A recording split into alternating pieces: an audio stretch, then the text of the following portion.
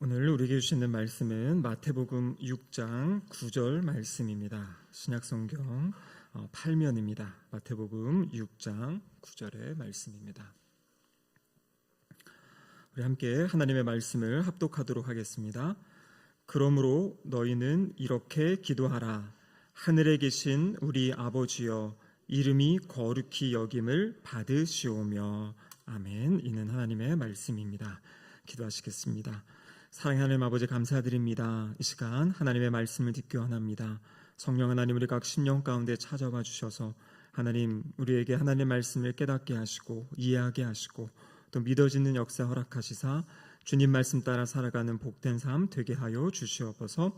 설교자 입술을 주장하시사 하나님의 말씀이 온전히 선포되도록 역사하여 주시옵소서. 예수님의 이름으로 기도드립니다. 아멘. 네, 한 주간 잘 지내셨습니까? 예. 지난주부터 이제 우리 주기도문 관련된 설교를 이제 시작을 하였는데요. 오늘은 두 번째 시간입니다.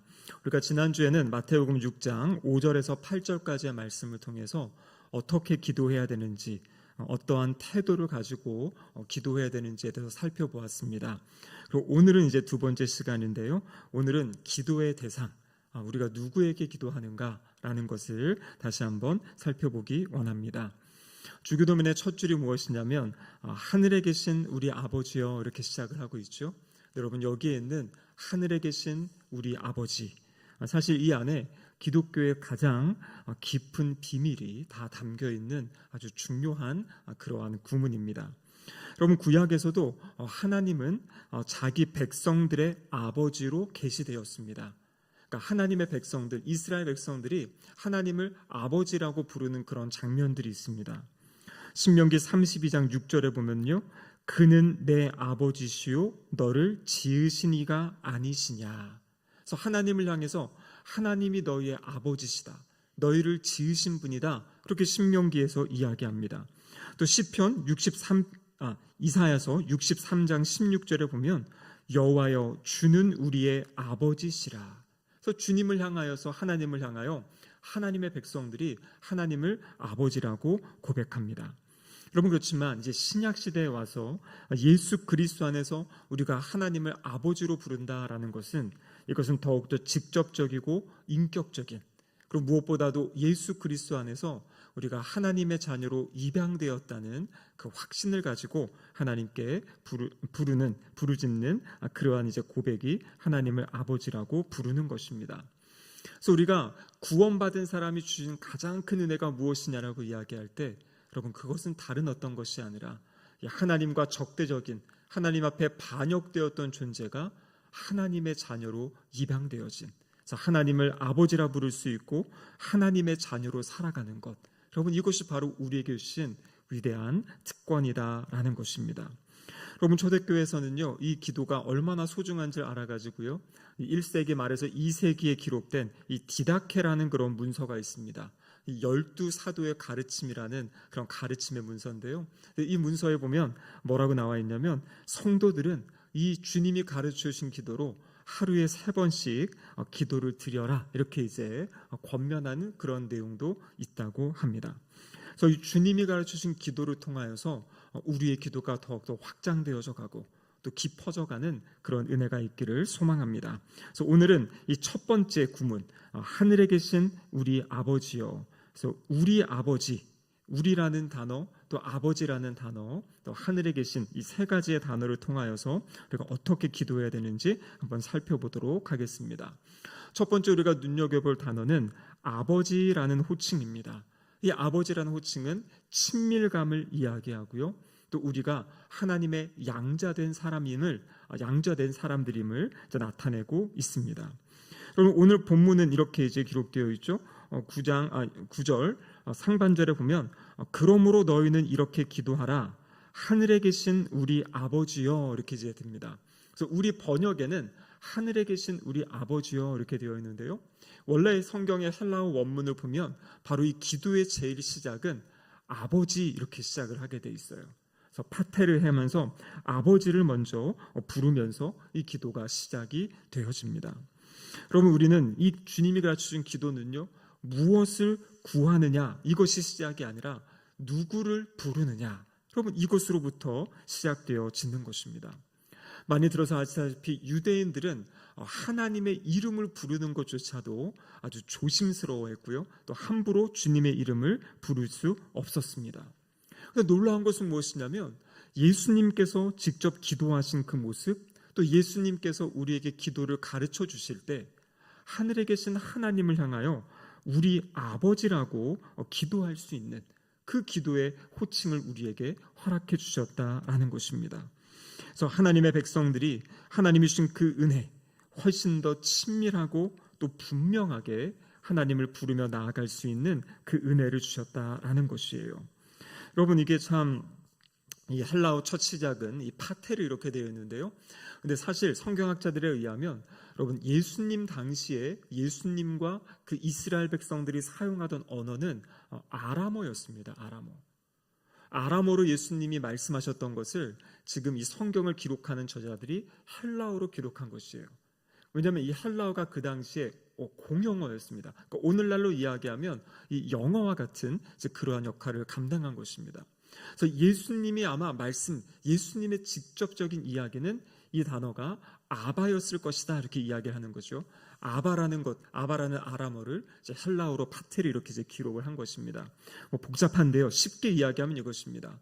주님이 여기서 아버지라고 했던 것은 오늘 우리의 말로 번역하면 더 가까운 것은 뭐냐면 아빠라는 그러한 단어예요.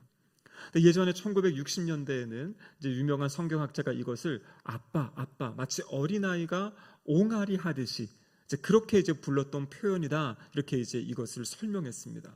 그래서 아이들이 너무나 천진난만하게 아빠를 부르면서 아빠에게 안기는 것처럼 그렇게 하나님 앞에 안길 수 있는, 또 하나님을 부를 수 있는 놀라운 호칭이다 이렇게 이야기를 한 것입니다.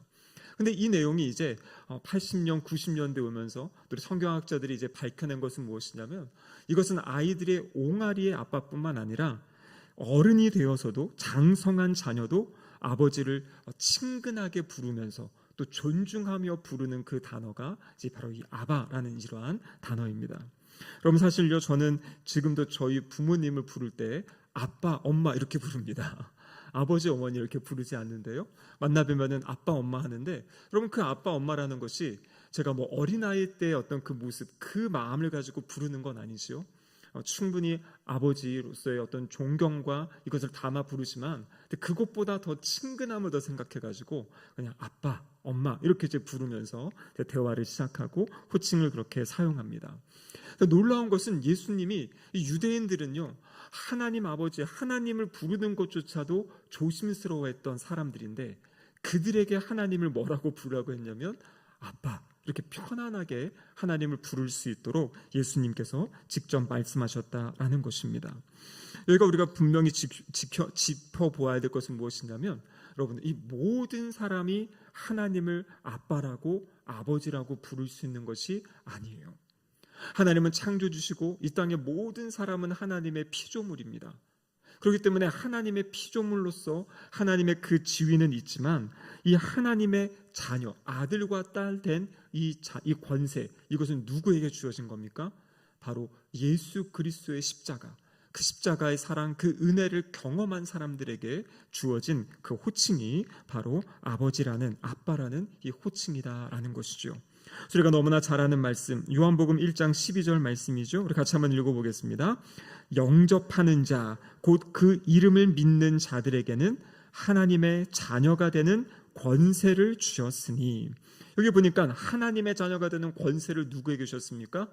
영접하는 자, 다른 말로 이야기하면 그 이름을 믿는 자, 예수 그리스도를 믿는 그들에게 주신 권세가 바로 하나님의 자녀가 되는 이 권세를 주셨다라는 것입니다.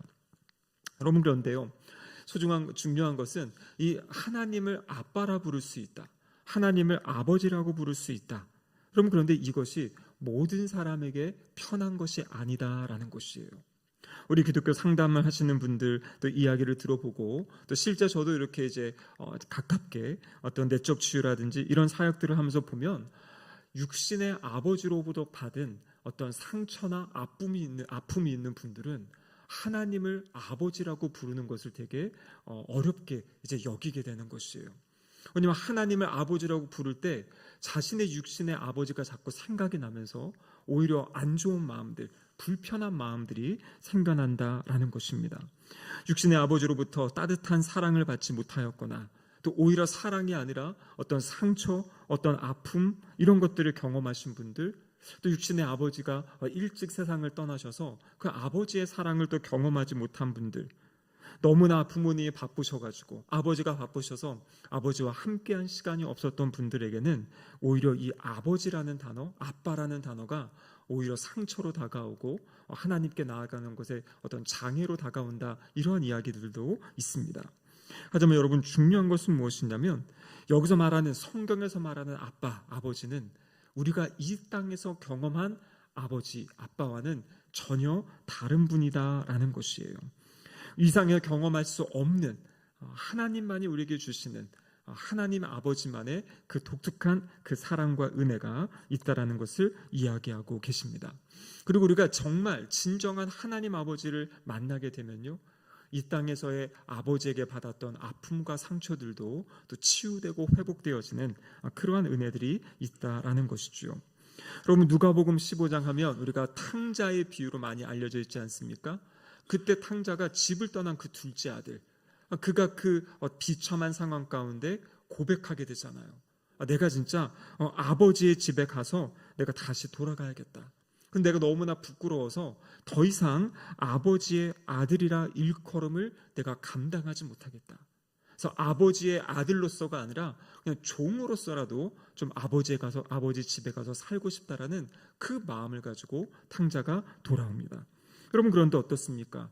그 장면을 보면요, 아버지가 먼저 이 탕자를 알아보고요, 이 탕자에게 달려오시는 모습을 보여주고 있어요. 그럼 그것은 무엇을 이야기합니까? 아들이 집을 떠난 이후에 끊임없이 아버지는 그곳에서 아들을 기다렸다라는 것을 알 수 있어요. 아들이 떠난 아들을 기다리고 또 그 아들을 먼저 알아보고 그 아들에게 달려가서 그 아들을 안고 입 맞춰 주었던 분, 그분이 바로 우리가 믿는 하나님 아버지시다라는 것입니다. 여러분, 이것이 바로 복음이죠.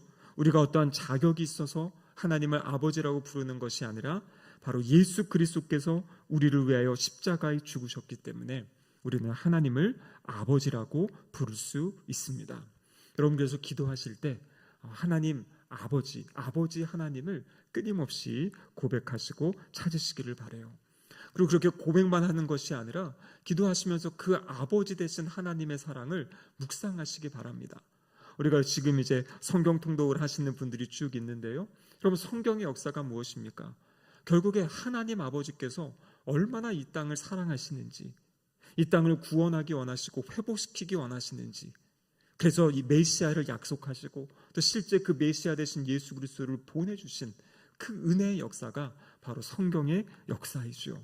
그래서 하나님의 말씀을 읽을 때마다, 볼 때마다 하나님 아버지 되신 하나님의 사랑, 그 사랑을 더 깊이 또 묵상하시는 그러한 시간들이 되시기를 주님의 이름으로 축복합니다. 두 번째로는요, 여기 이제 호칭 가운데 무엇이 있냐면 이 아버지인데, 이 아버지가 어떠한 아버지신가? 뭐라고 되어 있습니까? 하늘에 계신, 이렇게 되어 있어요. 하늘에 계신 아버지. 여기 하늘에 계신다라는 것의 핵심은 무엇이냐면 권세를 가지신 분, 능력을 가지신 분, 이것이 바로 하늘에 계신이라는 단어의 뜻입니다. 여러분, 성경에 보면요, 하늘을 뜻하는 세 가지의 의미가 있습니다.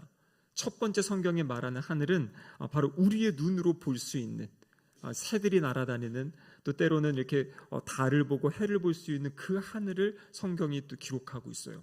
그리고 또 성경이 말하는 하늘 가운데 하나는 무엇이냐면 저 우주를 이야기하는 거죠. 이 코스모스라 불리는 그 우주의 천체, 행성, 이런 것들을 다스리시고 또 주관하시는 그 하나님에 대해서 고백하고 있고요. 그리고 세 번째가 무엇이냐면 눈에 보이지 않지만 하나님의 보좌, 하나님의 통치가 있는 그곳을 하늘이라고 이야기합니다. 이 하늘을 우리가 다른 말로 이야기하면 하나님의 나라, 천국을 이야기하는 거죠. 그러니까 하나님이 계신 그곳. 근데 그곳은 그냥 하나님이 계신 곳이 아니라 하나님의 다스림, 하나님의 권세, 하나님의 능력, 그것을 이야기할 때 하늘이라고 표현을 하는 것이에요. 그래서 우리가 사도 바울 같은 경우에는 고린도서 12장에 보면 내가 셋째 하늘에 다녀왔다, 셋째 하늘을 언급하고 있는데요, 이것이 바로 하나님의 보좌가 있는 그 하나님의 나라 천국을 이야기하고 있습니다. 그래서 여기에서 하늘에 계신 아버지라고 고백할 때 우리가 무엇을 생각해야 되냐면요, 이 하늘은 어떤 막연한 그런 것이 아니라 이 모든 우주 만물을 다스리시고 통치하시는 분, 그분이 바로 내가 지금 기도하는 기도의 대상이 되시는 분이다라는 것을 생각하라는 것이죠. 여러분, 우리 하나님과 우리는 완전히 이렇게 차이가 있죠. 대조가 되죠. 우리는 땅에 있고 하나님은 하늘에 있다, 이렇게 성경은 이야기하고요. 우리 인간은 유한한 존재이지만 하나님은 어떤 분이십니까? 무한하신 분이죠. 우리는 시간에 따라서 흔들림이 있지만 하나님은 영원히 흔들리지 않으시는 영원하신 분이십니다. 우리는 한 치 앞도 모르는 연약한 인간이지만 하나님은 어떤 분이십니까? 모든 것을 알고 계신 분이세요. 우리는 한 장소에 묶여있는 존재이지만 하나님은 어디에나 계신 분이다. 그래서 우리가 어떤 교리를 배운다든지 또 제자 훈련을 할 때 배웠던 것, 하나님이 어떤 분이신가? 하나님은 영원하시고 전능하시고 모든 걸 아시는 전지하신 분. 하나님은 어디나 계신 무소부재하시다. 그렇죠? 어디나 계시고 안 계신 곳이 없는 분이다. 하나님은 편지하시는 하나님이다. 모든 것을 다스리시고 변하지 않는 분이다라는 이러한 고백을 하는 것입니다. 근데 여러분, 중요한 것은 이것이 그냥 우리의 머리로만, 우리의 지식으로만 그렇게 남아있는 것이 아니라는 것이에요. 그래서 우리가 기도하는 방법이 여러 가지가 있습니다. 개인적으로 혼자 기도할 때 우리가 가장 기본적으로 배우는 것은 무엇입니까? 하나님의 이름을 부르고 하나님께 감사하고 또 죄를 회개하는 기도도 하고 또 하나님을 찬양하는 기도도 하고 그 다음에 또 다른 사람을 위한 중보 기도를 하고 또 나의 기도를 하는 어떤 그런 기도가 있죠. 또 기도의 가운데는요, 이 성막 기도라 그래가지고요, 이 성막을 생각하면서 하는 또 기도도 있습니다. 그래서 성막의 입구에서 하는 기도, 또 그 앞에 번제단에서 태우면서 하는 기도, 또 물두멍에서 자신의 죄를 씻고 또 하나님의 지성소로 들어가는 그런 기도도 있는데요, 이 기도 가운데 또 중요한 한 가지 기도가 바로 이 주기도문을 가지고 기도하는 것이에요. 이 주기도문 기도는 무엇이냐면 단순히 이 주기도문의 내용을 반복적으로 하는 것이 아니라 주기도문에 보여주는 그 틀이 있거든요. 앞으로 살펴보겠지만 주기도문은 세계의 하나님을 향하는 간구, 또 뒤에 세계의 우리 이웃을 향한, 우리 서로를 향한, 자신을 위한 그런 간구가 있습니다. 그래서 그 간구의 내용들을 하나하나 기억하면서 그 간구의 내용들을 확장시켜가는, 근데 그 출발이 무엇이냐면 바로 여기 나와 있는 하늘에 계신 우리 아버지예요. 그래서 기도를 시작하면서 자리에 가만히 앉아서 묵상하는 겁니다. 아버지가 어떠한 분이신지, 그 아버지의 사랑, 아버지의 은혜, 아버지의 친밀함을 묵상하는 겁니다. 그리고 그 다음에는 무엇을 묵상하는 거냐면 하늘에 계신. 그래서 우리가 배운 그 창조주 하나님, 전능하신 하나님, 모든 것을 아신, 그러면 이것을 하나하나 우리 마음 가운데 떠올려 보면서 하나님이 어떠한 분이신지를 마음속으로 찬양하고 기억하는 것이에요. 여러분, 이렇게 기도하다 보면요, 이미 기도를 시작하기 전에 우리 안에 이 하나님을 향한 믿음의 마음이 이렇게 가득 담기는 그러한 경험을 하게 됩니다. 여러분, 우리가 앞으로 이 주기도문을 가지고 몇 주 동안 이 하나님 말씀을 나눌 텐데요, 이 기간 동안에 그렇게 한번 기도해 보시기를 바라요. 개인 기도 시간에 하나님 앞에 딱 머물러서요, 아버지 되신 하나님을 묵상하시고 그 다음에 하늘에 계신 이 권세와 능력이 있으신 이 하나님을 생각하는 것이에요. 그래서 여러분, 우리가 창조주 하나님을 가장 잘 깨닫고 알 수 있는 건 뭐냐면 우주에 대한 어떠한 이야기들을 좀 이렇게 살펴보고 공부할 때 알게 되는 거죠. 이 엄청난 우주, 근데 그 우주를 창조하시고 지금도 만들어 가시고 다스려 가시는, 진짜 아주 미묘한 차이만 있어도 삐끗해도 이 우주의 어떤 이 질서들이 깨어진다 하는데 정밀하게 그거를 붙잡고 계신 하나님, 여러분, 그 하나님이 어떤 분이십니까? 우리가 기도하는 하나님, 우리의 삶을 찾아오시고 우리의 삶을 살펴주시고 우리의 삶에 함께 하시는 하나님이시다라는 것이에요. 그래서 시편 90편 2절에 보면 이렇게 기록되어 있는데 우리 같이 한번 읽어보겠습니다. 산이 생기기 전, 땅과 세계도 주께서 조성하시기 전, 곧 영원부터 영원까지 주는 하나님이시니이다. 요한계시록 19장 6절입니다. 할렐루야, 주 우리 하나님 곧 전능하신 이가 통치하시도다. 시편 103편 19절입니다. 여호와께서 그의 보좌를 하늘에 세우시고 그의 왕권으로 만유를 다스리시도다. 그럼 그래서 우리가 이 하나님을 자꾸 묵상해야 되는 것이에요. 내가 지금 기도하는 하나님이 어떠한 분이신지, 얼마나 위대하시고 얼마나 대단하신 분은 앞에 내가 지금 나아가고 있는지 이것을 생각하시기를 바랍니다. 그래서 여러분, 이 하나님을 묵상하는 방법 가운데 하나가 다양한 모습으로 우리가 이 하나님을 생각하기도 하고요, 우리의 몸을 사용해서 기도하는 방법이 있어요. 여러분, 위대하신 하나님을 가장 잘 표현하는 방법은 뭐냐면 바로 그 하나님 앞에 엎드리고 무릎 꿇는 것이에요. 우리가 이 땅을 살아갈 때 누구 앞에 엎드린다, 딱 한 번 하는 경우가 있습니다. 저 같은 경우에는 바로 명절 때 부모님 앞에 이제 세배를 하면서 엎드리죠. 그럼 하지만 그 외에는 어떤 사람을 향해서 우리가 엎드린다, 이런 경험들은 거의 없어요. 그런데 여러분, 성경에 보면요, 기도의 다양한 모습들이 나타나 있습니다. 성경에 보면 두 손을 들고 기도하는 모습도 있고요, 그리고 정말 크게 부르짖으며 자기의 모든 것을 다 쏟아내면서 하는 그런 기도도 있고요, 그리고 정말 잠잠하게 묵상 가운데 조용히 하는 그런 기도도 있고요.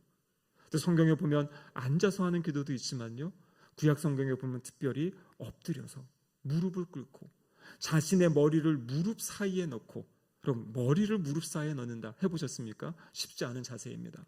근데 무엇이냐면 그것이 위대하신 하나님 앞에, 그 앞에 지금 나의 모습, 나의 그 피조물된 연약한 나의 모습을 고백하는 것이에요. 그래서 결국에 그것은 나를 낮추는 것도 있지만 더 큰 것은 무엇이냐면 하나님을 높여드리는, 그래서 그 앞에 겸손하게 무릎 꿇고 그 위대하신 하나님께 우리의 마음을 쏟아내고 또 우리의 어떤 기도의 제목을 아뢰고 또 그분을 찬양하고 높여드리는 것, 이것이 바로 우리가 이 주기도문을 통해서 기도해야 되는 어떤 그러한 내용, 또 생각하고 묵상하고 나아가야 될 내용이다라는 것입니다. 여러분, 히스기야의 기도가 열왕기하 19장에 보면 히스기야의 기도가 있는데요, 아수르 사네립이 이제 군대를 쳐들어오고요, 그 예루살렘을 이제 이렇게 에워싸지 않습니까? 포위합니다. 그리고 히스기야에게 아주 모독하는 그러한 편지를 써가지고 히스기야가 편지를 받게 돼요. 그 편지의 내용을 보고 너무나 절망한 히스기야가 어떻게 합니까? 바로 성전에 들어가서 그 편지를 펼쳐놓고 그리고 기도하는 장면이 있어요. 무슨 말입니까? 자신이 가지고 있는 그 가장 큰 문제를 가지고 하나님 앞에 나아가서 간구하는 장면이에요. 그럼 근데 그때 히스기야의 기도가 이렇게 시작이 됩니다. 열왕기하 19장 15절에 보면요, 이렇게 기록되어 있는데 같이 한번 읽어보겠습니다. 그 앞에서 히스기야가 기도하여 이르되 그룹들 위에 계신 이스라엘의 하나님 여호와 주는 천하 만국의 홀로 하나님이시라. 주께서 천지를 만드셨나이다. 여러분, 적군의 아주 그 위협 가운데, 어찌할 바를 모르고 있는 그 상황 가운데 하나님 앞에 나아가서 히스기야가 가장 먼저 고백하는 것이 무엇입니까? 그룹들 위에 계신 이스라엘의 하나님 여호와. 그룹이 무엇입니까? 천사들이죠. 하나님을 끊임없이 찬양하는 그 보좌를 지금 바라보고 있는 것입니다. 이 모든 권세와 능력이 있는 지금 하나님을 바라보는 거죠. 그러면서 뭐라고 이야기합니까? 천하 만국의 홀로 하나님이시라. 주께서 천지를 만드셨다. 그래서 히스기야는요, 지금 당면한 이 전쟁의 문제, 자신의 나라가 위협받는 이 상황 가운데 가장 먼저 한 것이 무엇입니까? 하나님이 어떠한 분이신지를 바라보면서요, 그 하나님께 자신의 문제를 아뢰고 고백하는 그런 기도의 모습을 보여주고 있습니다. 여러분, 우리를 둘러싼 이 사내립의 편지 같은 것들이 있죠. 우리의 가정의 문제라든지 또 질병의 문제, 건강의 문제, 또 관계의 문제들, 또 미래에 대한 어떤 두려움에 대한 그런 문제들이 있습니다. 여러분, 그럴 때 어떻게 하겠습니까? 그 문제를 가지고 하나님 앞에 나아가시길 바라요. 내가 아무리 최선을 다한다고, 내가 아무리 발버둥 친다고 해결되지 않을 문제들이 있어요. 먼저 하나님께 나가서 그 문제들을 아뢰시고요, 하나님 앞에 무릎으로 또 엎드리시며 나아가시기를 바랍니다. 하나님께서 우리의 삶에 찾아오셔서 분명히 일하시고 역사하십니다. 여러분, 세 번째로 우리가 살펴볼 것은 무엇이냐면요, 여기 아주 중요한 수식어가 있는데요, 하나님을 아버지라고 부르는데 어떤 아버지라고 부릅니까? 우리 아버지, 이렇게 기록하고 있어요. 우리 아버지. 그러니까 예수님이 기도를 가르쳐 주실 때 이 기도를 하면서 자신만을 생각하고 자신만을 바라보는 것이 아니라 이 기도는 본질적으로 공동체를 생각하며 함께하는 기도라는 것을 이야기하고 있는 것입니다. 이 앞에서 예수님이 기도를 가르쳐 주실 때 골방에 대한 기도도 말씀하셨죠. 골방에 가서 기도하라 하는데 우리의 기도가 나에게만 집중되어서는 안 된다라는 것을 이야기하고 있는 것입니다. 우리 아버지라는 것은 무엇입니까? 나만이 아니라 함께 주님을 섬기고 함께 주님을 예배하고 함께 주님 앞에 나아가는 그 하나님의 자녀, 우리 가족 공동체가 있다라는 것을 기억할 것을 말씀하고 계시는 거죠. 갈라디아서 3장 26절에 이렇게 기록되어 있습니다. 너희가 다 믿음으로 말미암아 그리스도 예수 안에서 하나님의 아들이 되었으니. 근데 원문을 보면 여기 하나님의 아들은요, 하나님의 아들들이 되었다, 하나님의 자녀가 되었다, 그게 복수형으로 되어 있습니다. 그래서 우리가 언제나 기억해야 될 것은 우리가 예수님을 믿은 그 순간부터 우리는 그냥 주님과 1대1만의 관계가 있는 것이 아니라 1대1의 관계와 함께 주변의 성도들과의 관계가 연결되었다라는 것을 기억할 수 있어야 됩니다. 오늘 새벽에 본 우리 고린도전서 말씀, 고린도전서 12장에도 보면요, 이제 오늘 또 내일 이제 나오는 그 큐티의 내용들이 무엇입니까? 교회가 무엇인가? 성도란 어떤 존재인가? 예수 그리스도의 몸의 지체다라는 것을 말씀하고 계세요. 그래서 우리는 끊임없이 내가 그냥 혼자 신앙생활 잘한다가 아니라 옆에 있는 성도들, 우리 함께 주님께서 주님의 몸으로 묶어주시고 연결해 주신 성도들과 함께 신앙생활하는 그러한 하나님의 주님의 몸된 지체다라는 것을 기억하게 하시는 거예요. 그럼 그래서 이 금요신약에도 나오시는 우리 귀한 성도님들 보니까 거의 이제 고정된 것 같습니다. 그렇죠? 작년부터 저희가 매주 이렇게 금요신약에도를 하는데 제가 보니까 거의 고정된 것 같아요. 그런데 여러분, 여기서 멈추면 안 됩니다. 여러분이 우리 함께 기도하실 분들을 이제 데리고 오셔야 돼요. 여러분이 데려오셔야 돼요. 제가 지금 기도할 때 자꾸 다음 세대 이야기하는데, 여러분, 여기서 말하는 다음 세대는 우리 학생들, 청년들만이 아닙니다. 지금 여기 보면 우리 장로님 또 권사님 세대가 계시지 않습니까? 이 장년 세대도 우리 교회에 지금 다음 세대가 필요하지 않습니까? 우리 서리 집사님들이 더 있어야 되고요. 그리고 지금 안수 집사님들이 계시는데 이분들이 이 기도의 자리에 나와서 기도하셔야 돼요. 그래야 이 기도가 계속 진행되어지고 또 이어지고 연결되어지잖아요. 여러분, 하나님 나라의 일은요, 기도로 이루어지는 것이에요. 기도로 이루어집니다. 몇 명이 됐든 마음을 다하여 모여서 함께 기도할 때 하나님이 그 기도를 통해서 교회를 세워가시고 하나님의 나라의 일들을 이루어 가신다라는 것입니다. 그래서 다음부터 꼭 마음에 품으시기 바라요. 저 교회 밖에 있는 태신자만 품지 마시고 교회 안에서 내가 함께 기도할 기도의 동역자들, 이제 우리의 구역 식구들도 이제 나와야 된다. 여러분, 새벽은 나오기 어려우니까 많이 이렇게 양보해 드립니다. 요즘 이 시대에는 새벽은 뭐 젊은 분들 아직 깨우기 쉽지 않죠. 근데 여러분, 이 금요일 저녁 이 시간은요, 사실 마음을 모으면 나올 수 있는 시간이잖아요. 그래서 이 시간만큼은 좀 한 달에 한 번이라도 같이 나와서 기도합시다 하면서 함께 기도하는, 그래서 우리가 함께 우리 아버지께 기도하는 그러한 시간들, 그런 모임들을 또 함께 세워가기를 주님의 이름으로 축복합니다. 말씀을 마무리하겠습니다. 기도하실 때마다요, 아버지를 부르시면서 우리에게 가까이 하시고 친밀하시고 그 사랑을 베풀으시는 아버지, 하지만 그분은 하늘에 계신 분이다. 모든 권세를 가지고 계신, 사실 내가 감히 만날 수 없는 그분, 예수님을 통해 내가 만나서 고백할 수 있는 그분이라는 것을 기억하시고요. 그리고 그분께 나아가는 것은 나 혼자만이 아니라 우리가 함께 이 하나님 아버지를 찬양하고 높여드리는, 그리고 함께 기도의 응답을 받고 함께 자라가고 성장해가는 그런 복된 우리 신길동교회 공동체가 되기를 주님의 이름으로 축복합니다. 아멘. 기도하시겠습니다.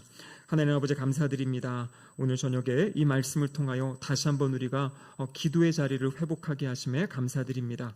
기도의 자리에 나아갈 때마다 아버지 되신 하나님을 기억하게 하시고 또 하늘에 계신 권세를 가지신 우리 주님을 기억하게 하시며 나 혼자만이 아니라 우리 공동체가 함께 주님 앞에 나와 기도하는, 그래서 하나님의 뜻을 이루어가는 거룩한 주님의 백성들, 주님의 교회 될 수 있도록 인도하여 주시옵소서. 이 저녁에도 주님 이곳 가운데 임재하시고 함께하여 주셔서 기도 가운데 하나님을 만나고 또 하나님의 은혜를 경험하는 복된 시간 되게 하여 주시옵소서. 예수님의 이름으로 기도드립니다. 아멘.